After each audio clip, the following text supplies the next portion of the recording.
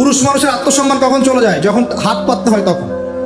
যখন আপনি রিজিকের সোর্স তৈরি করেছেন, আপনি স্বাবলম্বী, আপনি মাশাআল্লাহ মাসে 10-20-30 হাজার টাকা আর্ন করেন বা 1 লাখ 2 লাখ টাকা আর্ন করেন, আলহামদুলিল্লাহ, কারো কাছে হাত পাততে হয় না, সবাই দেখবেন আপনাকে সম্মান দিবে। যখন আপনার অন্যের কাছে হাত পাততে হবে তখন দেখবেন স্ত্রীও সম্মান করছে না। তো এই জন্য ডিগনিটি আগে, ডিগনিটি ফার্স্ট। আপনার ডিগনিটি অর্জন করতে হলে একটা হালাল উপার্জনের সোর্স লাগবে, এক। তারপরে পিতামাতাকে বোঝানোর চেষ্টা করবেন। যদি কাউকে পছন্দ করেও থাকেন না দেখেই বা শুনে যে হ্যাঁ ওখানে একজন দিনদার মেয়ে ইত্যাদি, তাহলে পারিবারিকভাবে বিয়ের প্রস্তাব পাঠাবেন, নিজে পণ্ডিতি করতে যাবেন না, পারিবারিকভাবে পাঠাবেন।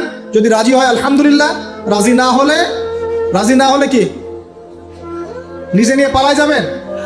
এই কাজ করতে যাবেন না। ইস্তেখারা করবেন। কি করবেন? ইস্তেখারা 2 রাকাত নফল নামাজ পড়ে আল্লাহর কাছে দোয়া করবেন।